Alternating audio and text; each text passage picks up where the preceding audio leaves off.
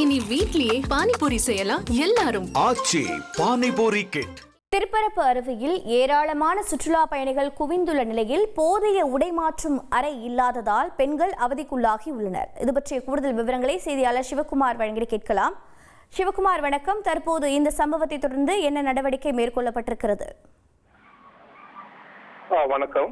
கன்னியாகுமரி மாவட்டத்தின் முக்கிய சுற்றுலா தலங்கள் ஒன்றான குமரியின் குற்றாலம் என்று அழைக்கப்படும் திருப்பரப்பு அருவியில் தற்போது கோடை விடுமுறை முடிந்து பள்ளிகள் திறக்கப்பட்டு இன்று முதல் விடுமுறை நாள் முதல் நாள் உள்ளது. அதனால் மற்றும் பக்ரீத் பண்டிகை என்பதால் சுற்றுலா பயணிகள் தங்கள் குடும்பத்தினருடன் வந்து அருவியில் அர்ப்பணிக்கப்பட்ட தண்ணீரில் நீண்ட நேரம் நின்று உற்சாகமாக குளியலிட்டு செல்கின்றனர்.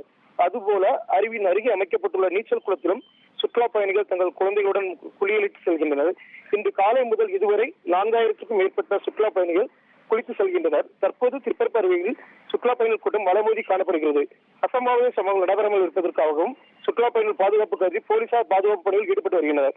தற்போது திருப்பரப்பு அருவியில் அருகே உள்ள பெண்கள் உடைமாற்றும் அறை இடிக்கப்பட்டு புதிய கட்டிடப் பணிகள் நடந்து வருவதால் உடைமாற்ற அறை இல்லாததால் தற்போது பெண்கள் கழிப்பறையிலும் முகம் சுளித்தவாறு உடைமாற்றி சிரமப்பட்டு வருகின்றனர். எனவே திருப்பரப்பு பேரூராட்சி நிர்வாகம் தற்காலிகமாக பெண்கள் உடைமாற்றும் அறை அமைக்க வேண்டும் என சுற்றுலா பயணிகள் கோரிக்கை விடுத்துள்ளனர்.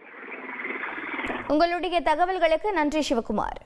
இனி வீட்லயே பானிபூரி செய்யலாம் எல்லாரும். ஆச்சி பானிபூரி கிட்.